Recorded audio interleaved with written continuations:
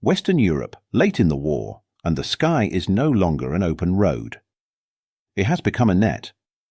Two American pilots, men accustomed to measuring survival in altitude and airspeed, are shot down behind enemy lines, forced from the air into a landscape that no longer belongs to them.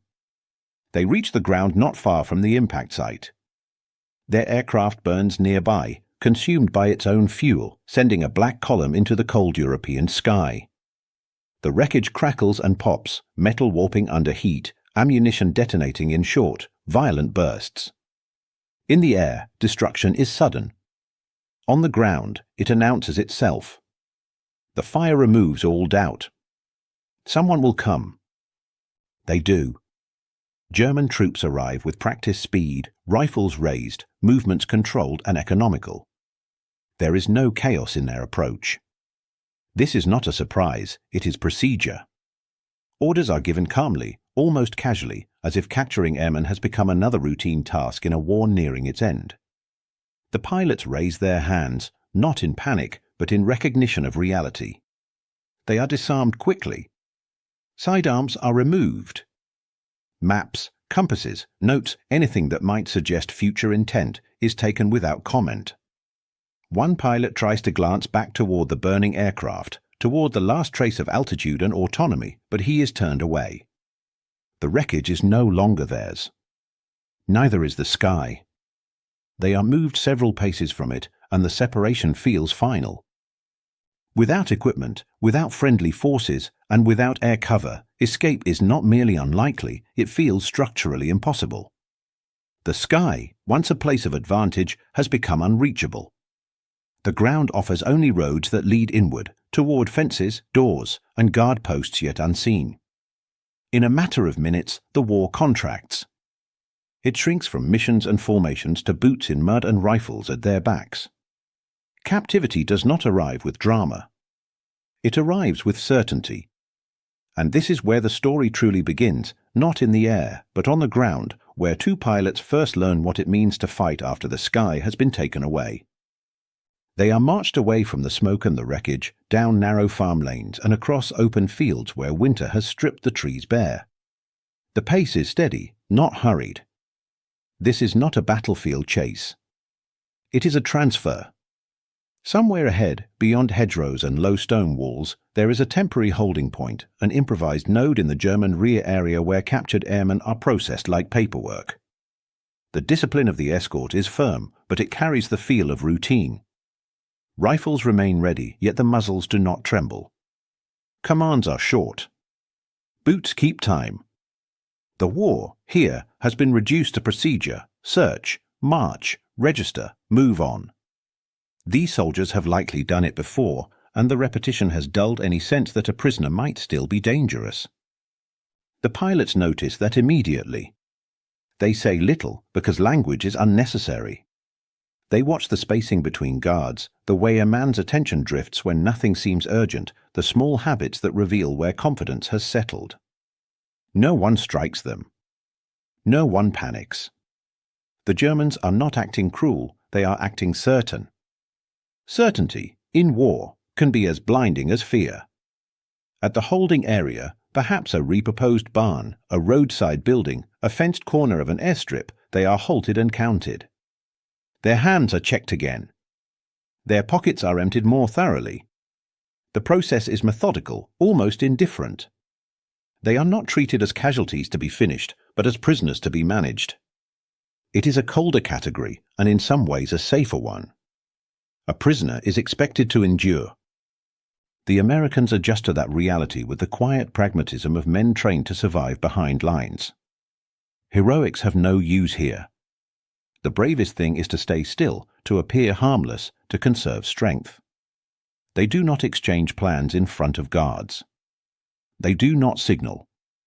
They do not even let their eyes linger too long on possible exits. In captivity, even curiosity can be read as intent. Instead, they observe. They listen to the rhythm of routine. They note when a guard turns his head, when a cigarette is lit, when boredom settles into posture. The first step in escape is rarely movement. It is understanding. It is the patience to let the enemy believe the story he prefers, that the fight is over.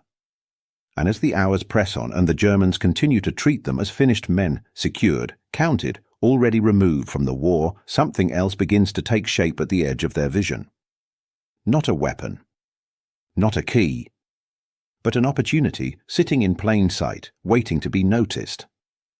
Not far from the holding area, beyond a line of vehicles and stacked equipment, an aircraft sits on an improvised strip of flattened earth. It is unmistakable even at a distance. The long nose, the clean wings, a North American P-51 Mustang, the American, captured and now idle in enemy hands. The aircraft appears intact. Its skin shows no obvious damage, no hurried repairs or torn panels. It rests as if merely parked between sorties, its propeller still, its canopy closed against the cold. For a machine designed to live at speed, the stillness is unsettling. Warplanes are not meant to wait. They are meant to be used or destroyed.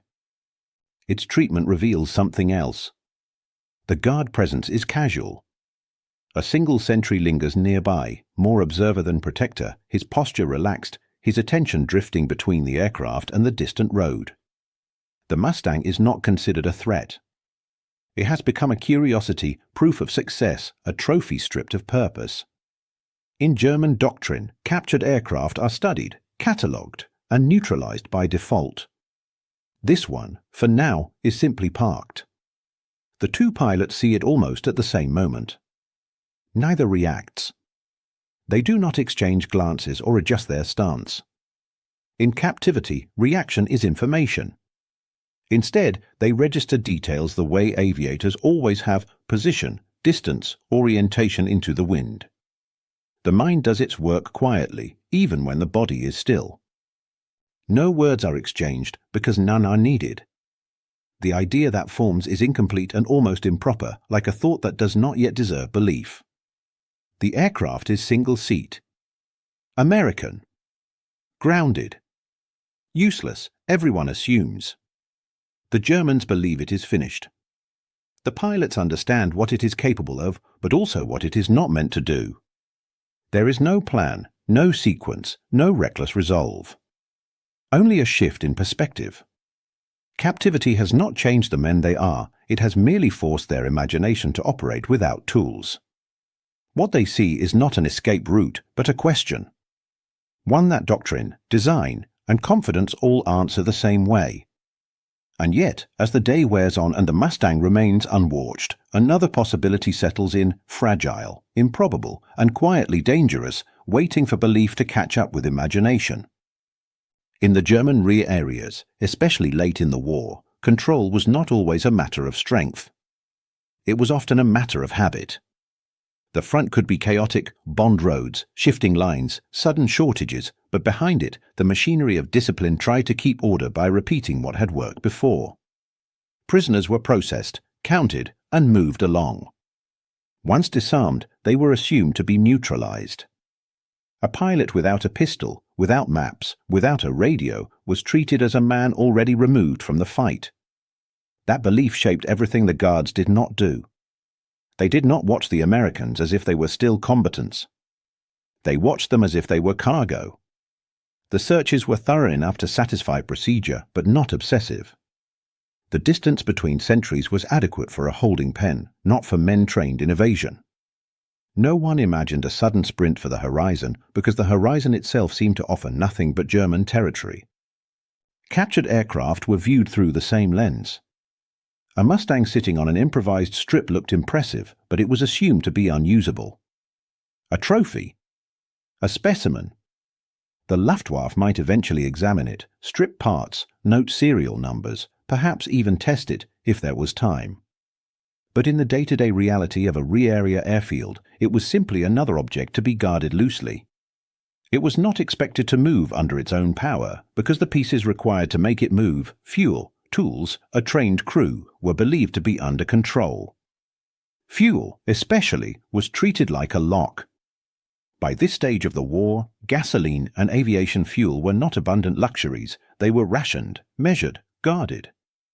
The Germans assumed that even if a prisoner reached an aircraft, it would be empty or sabotaged or missing some vital component. Keys, in a sense, were not metal. They were logistics. And logistics, they believed, belonged only to them. So urgency dissolved. Sentries stood their posts with the calm posture of men whose job was unlikely to change in the next hour. Conversations drifted. Cigarettes were lit and finished slowly. The Americans were present, but psychologically absent, already sorted into the category of handled. The airstrip itself felt safe not because it was secure, but because everyone had agreed it was. This is how routine replaces vigilance. Not through stupidity, but through repetition. When a system works 100 times, the mind begins to treat it as absolute. The guard's eye still look outward, but the imagination stops searching for exceptions. Arrogance enters more quietly. It does not announce itself with speeches or banners. It settles into posture, into assumptions, into the easy confidence that design limits and human limits are the same thing. And as the Germans continued to trust the shape of their control, prisoners contained, aircraft useless, fuel protected, 2 American pilots stood nearby, saying nothing, watching everything, and beginning to measure the difference between what was secured and what was merely believed to be. The P-51 Mustang was built for one purpose, and it was not mercy. It was a single-seat fighter designed to reach the enemy fast, stay with him longer, and destroy him with precision. By late war, it had become one of the most effective escort fighters in the European theatre, sleek, long-ranged, and unforgiving to pilots who mishandled its power. Everything about it was engineered around a solitary man and the narrow space he occupied. Inside the cockpit, there was no room for improvisation. The seat, armor plate, radio equipment, oxygen connections, control stick, throttle quadrant, each component was placed with intent, not comfort. The canopy closed tight over a single helmeted head. The aircraft's center of gravity, its trim, and its take-off behavior were calculated with the assumption that one pilot, one parachute, one set of boots would be present. In a fighter, margins are not generous, they are measured and spent. Weight and balance were not abstract engineering terms to these men. They were the difference between lift and burial. Add too much mass, shift it too far aft, and a Mustang could become unstable at the moment it needed steadiness most, during the takeoff roll, when airspeed is low and the ground is close. Controls, too, demanded access. The stick could not be blocked. The pilot needed full travel to correct a sudden yaw, a bounce, a swerve. In the air, one wrong movement might cost a mission. On the ground, it could cost a life. There was no provision for a second man because a second man did not exist in a design problem. No harness. No seat. No footwell. No safe place for another body. A second presence would have to be pressed into spaces meant for instruments and structure, and whatever that man did, breathe, brace, shift, could become a mechanical hazard. It was not simply uncomfortable. It was fundamentally wrong. That is why the idea of escape by air from a single-seat fighter would have sounded absurd to any staff officer. Even American doctrine would dismiss it. Training manuals did not include it. Engineers did not tolerate it. The Mustang was a weapon, not a lifeboat. It was built to fight forward, not to carry men home in secret. And yet, this certainty was exactly what made it valuable. The Germans looked at the aircraft and saw a trophy that could not be used. The pilots looked at the same machine and saw a question that doctrine had never needed to answer. What happens when the only escape route is the one every rational mind rejects? In war, design limits often feel absolute until desperation tests them. And as that captured Mustang sat quietly on the strip, its single seat becoming a kind of promise and a kind of warning, the opportunity sharpened, not in spite of the aircraft's limits, but because everyone believed those limits could never be crossed. For the pilots, the first battle of captivity is not fought with fists or wire cutters. It is fought with posture. They remain calm under observation because calm is camouflage. A prisoner who looks defeated invites less attention than a prisoner who looks alert. So they sit when told, stand when ordered, and speak only when a question is asked. Every movement is measured, not to obey, but to avoid becoming memorable. And while the Germans watch their hands, the Americans watch everything else. Guard behavior is tested in small, almost invisible ways. A slow turn of the head to see what earns a reprimand. A deliberate pause near a fence line to measure how quickly a rifle shifts. A request for water to observe who unlocks what and how often. These are not gestures of rebellion. They are calibrations, like checking instruments before flight, except now the instruments are human habits. Routines begin to show themselves with the steadiness of a metronome. The sentries rotate. Meals appear at predictable hours. Conversations rise and fall at the same points in the day, and boredom settles in like evening fog. In areas, boredom is often the true commander. It convinces men that today will be like yesterday, and that yesterday proved the system works. The pilots learn the rhythm of the place not by asking, but by listening to it. What never happens is as important as what does. No one conducts a second search for escape intent. No one separates them for interrogation with urgency. No one treats them as men still capable of action. The Germans have already decided the story. 2 downed airmen, disarmed, held, awaiting transport deeper into the Reich. The conclusion feels written. And when a conclusion feels written, vigilance becomes optional. Time, then, becomes both enemy and ally. With every hour, the risk of being moved grows. At any moment, a truck could arrive, names could be called, and the narrow geography of this place, the airstrip, the holding area, the loose guard pattern, could vanish behind a prison camp gate. But with every hour that passes without that happening, another truth emerges: the Germans are comfortable. Comfort is predictable.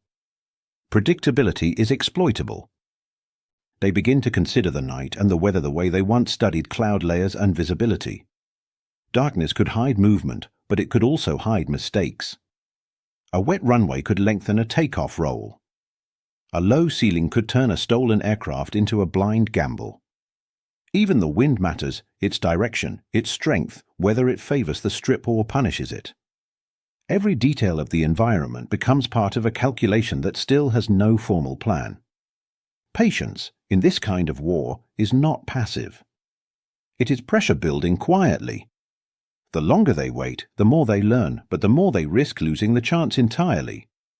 And somewhere between those two forces, a narrow window begins to open, not announced by sirens or signals, but revealed in the smallest human weaknesses: a guard's boredom, a routine's repetition, a moment when everyone assumes nothing will happen. Once the idea exists, it stops being romantic. It becomes physical. The Mustang is not an abstract symbol of freedom, it is aluminum, rivets, and unforgiving geometry. The pilots confront its size the way mechanics do, by imagining themselves inside it, by tracing the aircraft's lines with the eye and translating shape into constraint. From the outside, AP-51 looks spacious enough. From the inside, it is a narrow tunnel built around a single spine. They begin to measure the cockpit mentally, as if walking through it without moving their feet. The seat pan. The armor plate behind it. The radio gear tucked into the fuselage. The canopy rails that leave no extra width. There is no spare volume, no empty corner where a second man can simply sit. Any second body will have to be packed into the remaining space like cargo in a compartment not meant for cargo. Control access becomes the central concern. A fighter does not forgive blocked movement. The stick must travel fully to counter torque on takeoff. The pilot's right hand must reach throttle and mixture without interference. The left hand must be able to work trim, flaps, and canopy latches. If the second man's knee catches the stick, if his shoulder bumps the throttle, the aircraft will not merely be difficult, it will be fatal. On a runway, there is no time to negotiate for space. Then there is weight. 2 adult men, 2 parachutes, 2 sets of boots and clothing, even a captured pistol if one could be hidden. Every pound changes the Mustang's behavior. The center of gravity shifts, and with it the aircraft's willingness to lift cleanly. Too much weight forward and it will struggle to rotate. Too much weight aft and it may climb briefly before snapping into instability. In flight training, these are numbers on a page. Here, they are guesses made under guard. Emergency procedures are improvised in the mind because there will be no checklist on the dash for what they are attempting.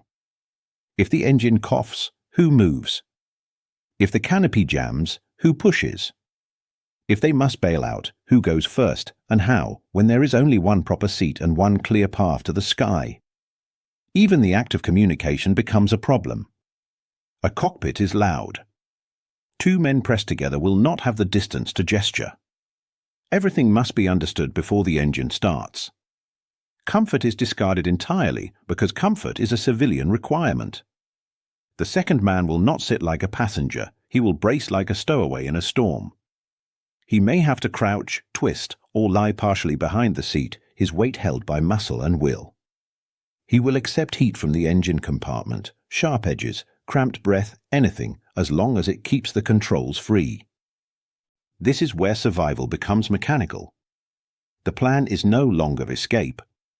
It is leverage, balance, reach, and timing. The Mustang does not care about courage. It cares about physics. And the closer the pilots come to acting, the clearer it becomes that the aircraft will not have to be flown well, only flown just enough. Because somewhere ahead, in a moment that will allow no rehearsal, they will have to climb into a fighter built for one and convince it, briefly, to carry two. The moment does not arrive like a signal flare. It arrives the way routine always breaks, quietly, almost politely, in a gap that no one has bothered to close.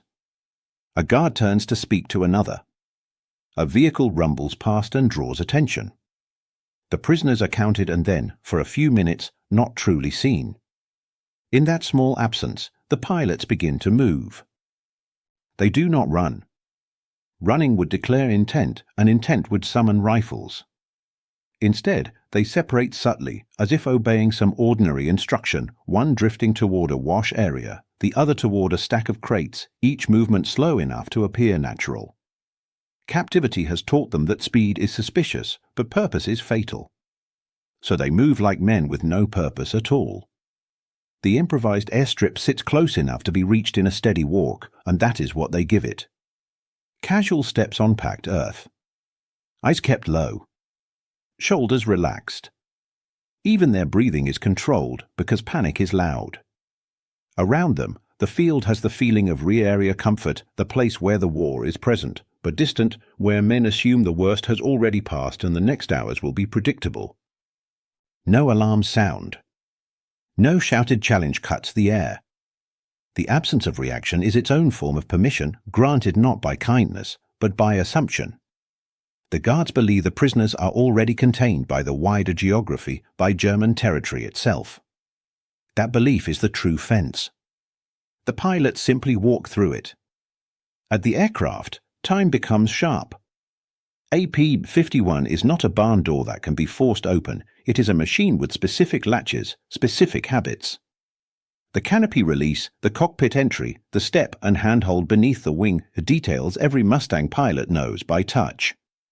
Even after capture, even with cold fingers and stolen seconds, the muscle memory remains. The cockpit is accessed quickly because it has been accessed 100 times before. One man climbs in first, moving with the economy of a trained aviator. He swings a leg over the side, drops into the seat, and immediately begins to orient himself, hands finding familiar points, throttle, stick, ignition switches, the shape of the panel. He is already thinking ahead, not to flight, but to the first second of flight, when the aircraft will either respond or betray them. The second pilot follows, and here the plan becomes reality.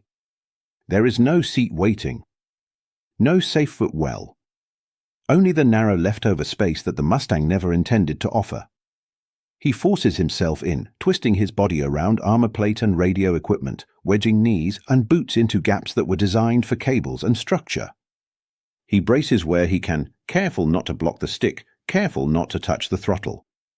His body becomes an unauthorized load, held in place by tension and the knowledge that any shift at the wrong moment could end everything. For a heartbeat, nothing happens. The aircraft remains still. The airfield remains ordinary. It is the brief calm before motion reveals itself. In that pause, both men understand what they have done. They have crossed from possibility into action. There will be no casual return to the holding area. No explanation that could be believed. No second attempt. This is the point of no return, 2 prisoners inside a fighter built for 1, sitting in full view of an enemy that has not yet realized it is about to be embarrassed by its own certainty. And now, with the canopy still open and the engine silent, the most dangerous part begins, making the Mustang wake up without waking everyone else. Starting a fighter engine is never a quiet act. Even under friendly skies, the Merlin announces itself with authority, fuel pumps whining, cylinders catching unevenly before settling into a roar. Here, on an enemy strip, the sound is a confession. The moment the ignition is engaged, detection becomes inevitable. The only variable is timing, how many seconds before recognition turns into reaction. The pilot in the seat moves deliberately, hand steady despite the second man pressed behind him. Battery on. Fuel selector set. Primer worked just enough. There is no room for error and no time to correct one. When the starter is engaged, the propeller turns, hesitates, then the engine coughs into life. The sound rolls across the field, unmistakable and wrong. An American engine where there should be none. The controls respond differently than memory expects. The stick feels heavier, less willing to center. The aircraft settles unevenly on its landing gear, tires compressing under weight the designers never calculated. Small inputs produce delayed responses, and the pilot compensates instinctively, recalibrating in real time. This is not the Mustang he trained in. It is something altered, something temporary. Behind him, the second man locks himself into stillness. He becomes ballast, not passenger. Every muscle is engaged, holding position to keep the control path clear. The aircraft vibrates, heat builds, and the smell of exhaust creeps into the cockpit. The canopy remains open, closed canopies trap noise, and noise draws eyes. Even now, stealth is a relative concept. German soldiers begin to notice. At first, it is confusion rather than alarm. Heads turn. A sentry frowns, trying to reconcile what he is hearing with what he believes to be possible. This is the most dangerous moment of all, the space between noticing and understanding. It lasts only seconds, but seconds are everything. The runway ahead is shorter than ideal, a strip meant for emergency landings and transfers, not heavy takeoffs. There will be no long acceleration, no gradual build to flying speed. The Mustang must leave the ground when it is told to, or not at all. The pilot checks alignment into the wind, corrects for drift, and glances once at the engine gauges. They are close enough to acceptable to gamble. The throttle advances decisively. There is no easing into this. Power comes on hard, the Merlin answering with a rising howl. The aircraft surges forward, tail straining to lift, wheels rattling over uneven ground. Torque pulls the nose left, and the pilot fights it, careful not to overcorrect. Behind him, the second man absorbs every jolt, bracing as if the airframe itself might tear him loose. Shouts break out now. Movement accelerates. Somewhere, a rifle is raised. But momentum has its own authority. Once committed, there is no room for second thoughts, no safe speed to abort.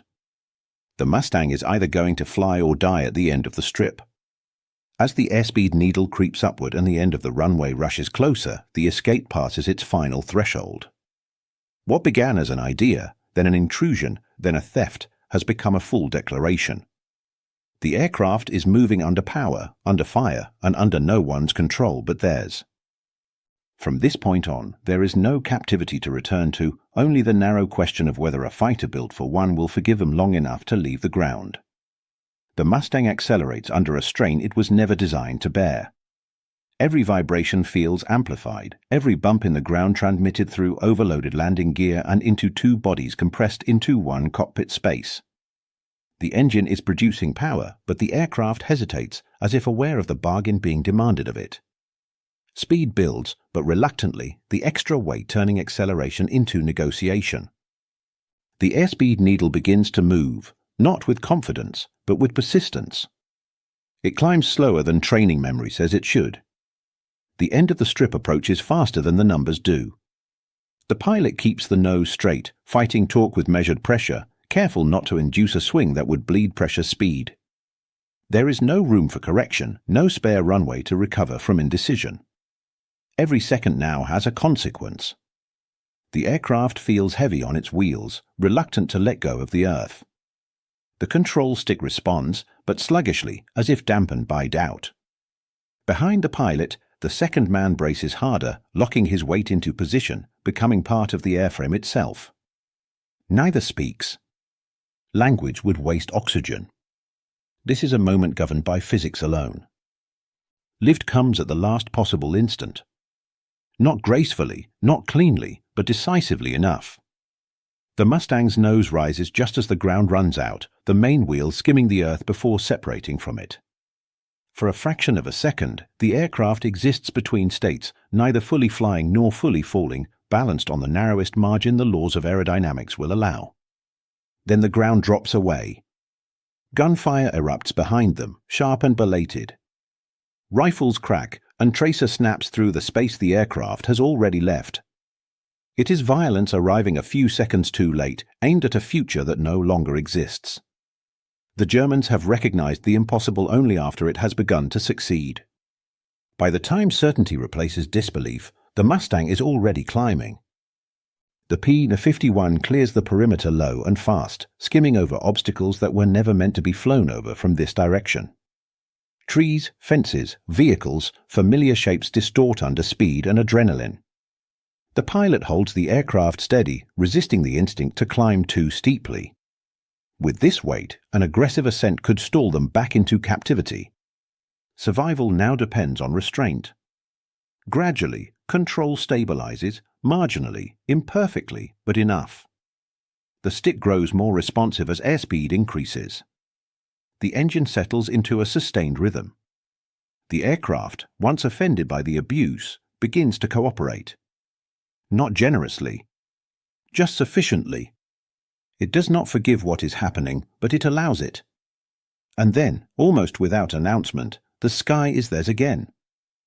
Not the abstract sky of strategy maps and mission briefings, but the real one, cold air, widening space, the sudden absence of barriers. The ground recedes, and with it the certainty of capture. What was impossible on paper has now happened in full view of everyone who believed it could not.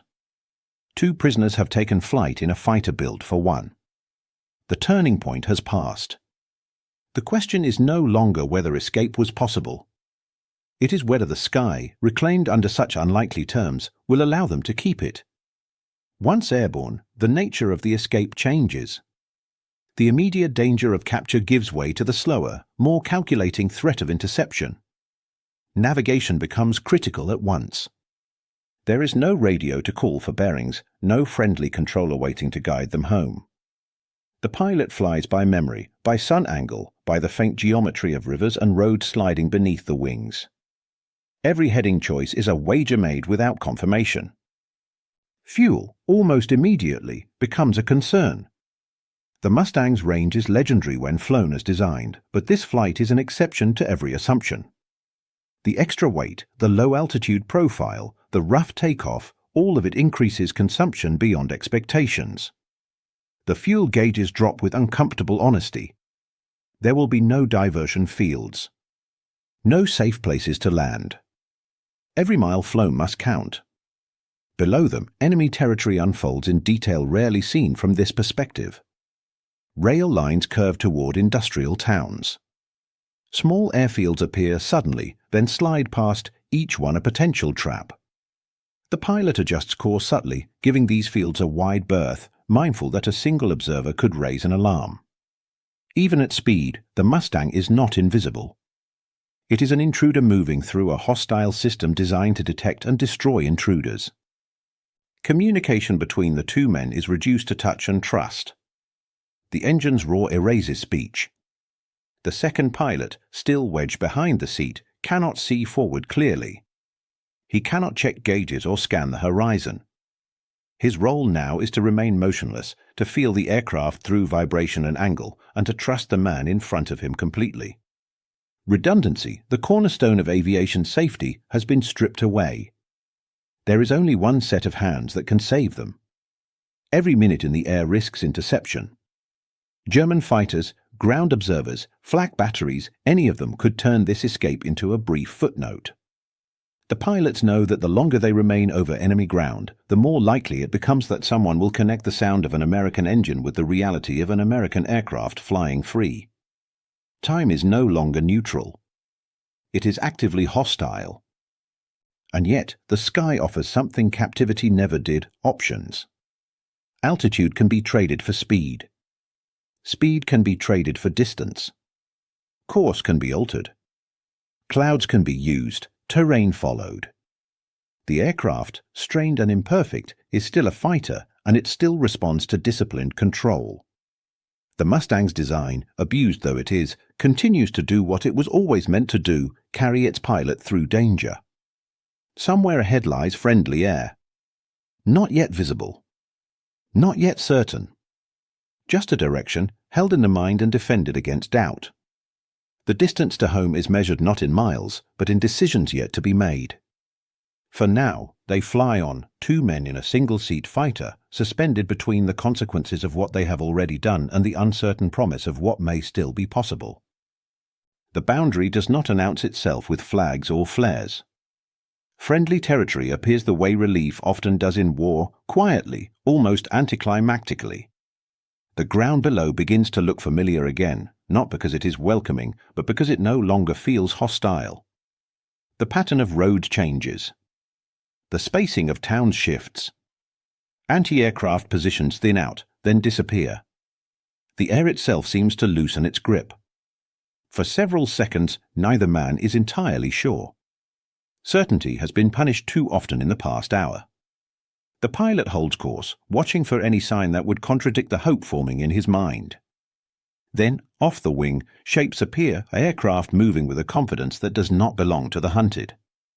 Allied fighters, cruising their own sky, unaware that an anomaly is approaching them from below. They spot the Mustang almost at once. An American silhouette is not hard to recognize, but recognition brings confusion rather than comfort. The aircraft's behavior is wrong. Its altitude is low. Its speed is uneven. And it flies alone, without formation or radio contact. The Allied pilots circle cautiously, trying to read intent where none can be communicated. In war, even friendly shapes can be deadly mistakes. There is a moment, brief, dangerous, when the stolen Mustang could be misidentified as a captured aircraft being ferried by the enemy. But as the fighters draw closer, details resolve. The way the aircraft holds its line. The absence of escort. The subtle American habits in how it moves through the air. Doubt gives way to curiosity and then to disbelief. The Mustang is waved toward a nearby field. Landing, now, is the final test. The aircraft is still overloaded. Fuel is low. The pilot is fatigued, his senses stretched thin by an hour of sustained precision. He brings the aircraft in carefully, managing speed and descent with restraint, mindful that a hard landing could undo everything they have survived. The second man remains braced, ready for impact that must not come. The wheels touch down harder than ideal, but straight. The Mustang rolls out under control, shedding speed until it finally stops, an American fighter at rest in friendly territory, carrying a secret no one expects. Silence rushes in as the engine is cut, broken only by ticking metal and the sound of boots already running toward them. Ground crews surround the aircraft in seconds, weapons half raised, faces caught between protocol and astonishment. The canopy opens. One pilot emerges from the cockpit. Then, impossibly, a second man follows him out, unfolding himself from a space no one believes could hold another body. The moment hangs, suspended, as reality catches up. Questions will come later.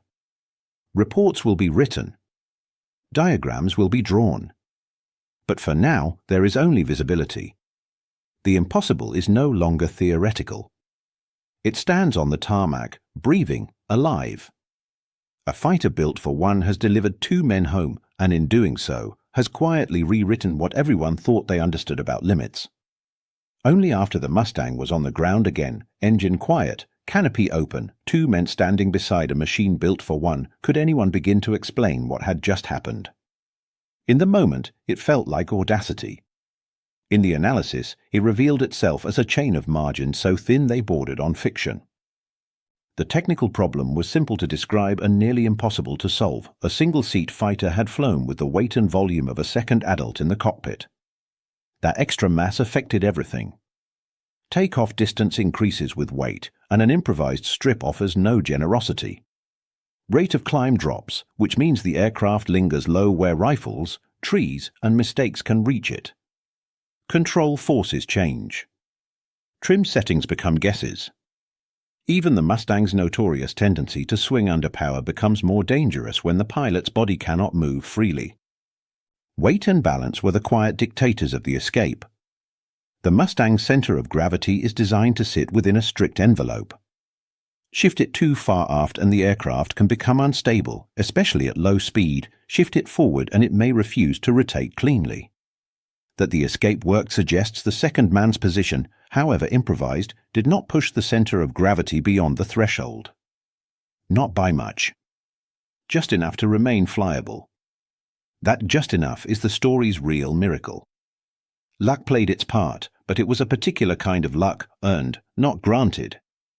The engine started cleanly. The runway was just long enough. The wind was favorable, or at least not hostile. No fighter happened to be overhead at the wrong moment.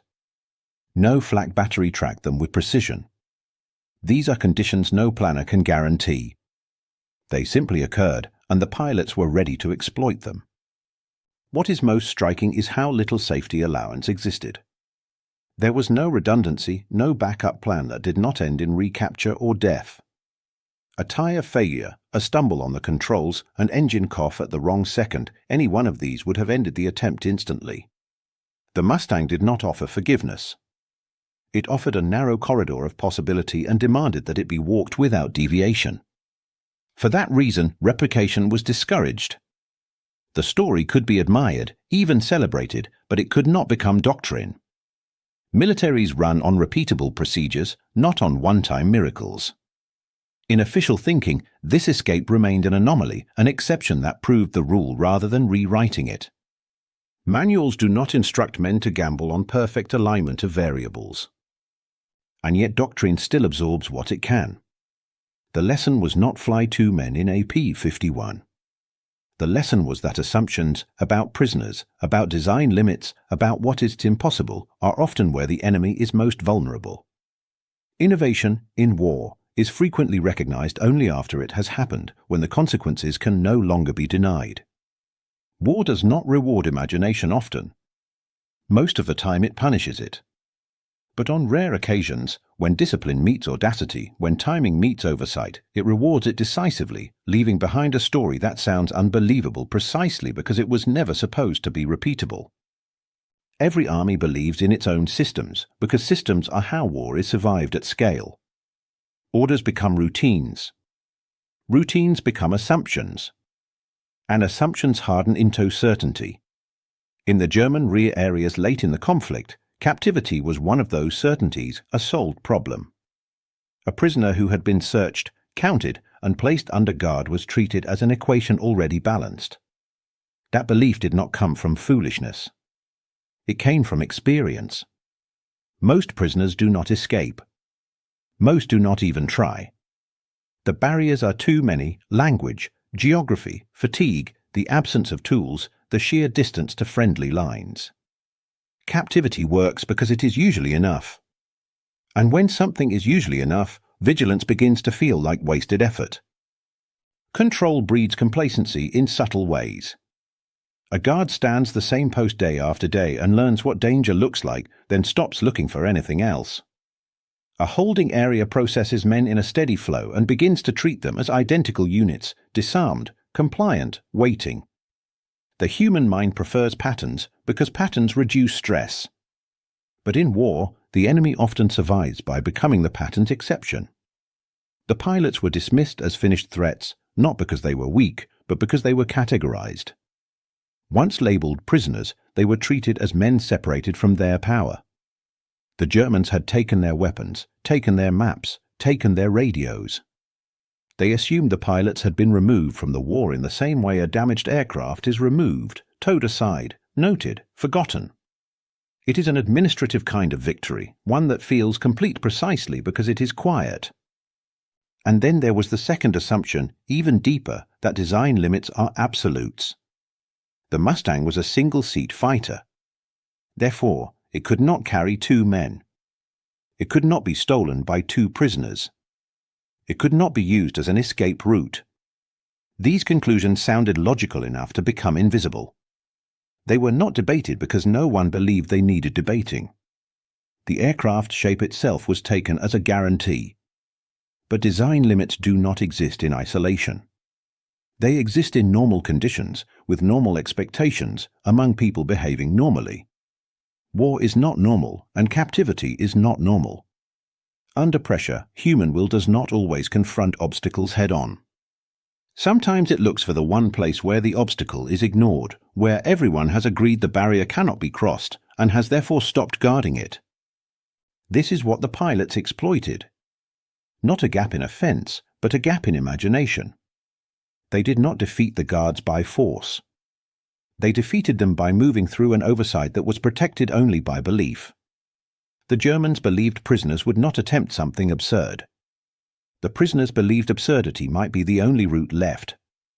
Between those two beliefs, the impossible gained a foothold. Courage, in this story, is not defined by gunfire or dramatic speeches. It is defined by problem-solving under constraint. The discipline to appear harmless. The patience to study routine. The willingness to accept discomfort so severe it becomes physical punishment. The decision to trust another man completely, with no redundancy and no safety margin. These are quieter forms of bravery, harder to celebrate because they look, from the outside, almost ordinary. And that is perhaps why the escape carries such weight. There is no spectacle in it. No grand assault, no heroic charge, no crowd to witness the moment. It happens in the side spaces of war, rear areas, temporary strips, procedural guard posts, where history often assumes nothing important occurs. The victory arrives not with applause, but with an engine starting at the wrong time and the slow shock of realizing the system has failed. Even when they reached friendly lines, there was no celebration that matched the improbability of what had happened. War does not pause for miracles. It absorbs them, files them, moves on. For the pilots, survival itself was the reward. For everyone else, the incident became a reminder, quiet, unsettling, that captivity is never a final state. Because the true blind spot of control is the belief that the story has ended. And as long as men can think, observe, and endure, the story is rarely finished when the guards decide it is. Years later, when the war had been sorted into archives and anniversaries, the escape could be revisited with the calm distance that time provides. It would be told in squadron rooms and at reunions, sometimes with a soft laugh of disbelief, sometimes with silence that suggested the story still carried weight. The details varied depending on who remembered them, but the core remained stubbornly intact. 2 men, captured on the ground, had refused to accept captivity as a conclusion. The aircraft itself was remembered in the way great machines often are, through its limits as much as its strengths. The P-51 Mustang was celebrated for speed, range, and elegance, for the way it could escort bombers deep into enemy territory and still fight its way home. Yet in this story, its most important feature was not power or performance. It was constraint. 1 seat. 1 canopy. 1 set of controls. A design that insisted, in metal and rivets, that only a single man belonged inside. That insistence is what made the escape endure. Because the Mustang's limits were also the limits everyone trusted. German guards trusted them. German doctrine trusted them. Even American doctrine trusted them. The aircraft was treated as an object that could be captured but not used, its usefulness assumed to end at the moment it changed hands. The Germans, so certain of procedure and engineering, never needed to imagine a different outcome. But the 2 men inside that cockpit did imagine it. Not with grand speeches or reckless bravado, but with a quiet refusal to let the enemy write the final line. They ignored limits not because they believed limits were false, but because they understood something more unsettling: limits can be bent when everyone stops watching. They did not defeat the Germans in combat. They defeated them in perception by exploiting the gap between what is possible and what is believed. German certainty was undone quietly, in the most humiliating way, not by superior force, but by oversight. No dramatic explosion. No assault on a perimeter. Just a stolen aircraft rolling down a strip while men turned their heads a second too late. A re-area routine disrupted by 2 prisoners who behaved like aviators even when stripped of everything that usually makes an aviator powerful. In war, so much is measured in numbers: sorties flown, bombs dropped, miles advanced. But survival is often decided in moments too small for maps. A sentry's boredom. A runway's length. A favorable wind. The willingness to stay calm under observation, to move without permission, to accept discomfort so severe it becomes a kind of discipline. Opportunity is rarely announced. It appears briefly, and only the attentive recognize it. What they achieved was not a victory in the way nations record victories. It did not change front lines. It did not alter production figures. But it restored something war constantly tries to remove: agency. 2 men took back their choices. They did it without spectacle, without violence for its own sake, and without celebrating the enemy's failure. They simply left. And that is why the story lingers. Because it is not a tale of a superweapon or a heroic last stand. It is a reminder that even in systems built for control, the human mind can find the overlooked seam and pull. They built it for one. 2 men used it to come home.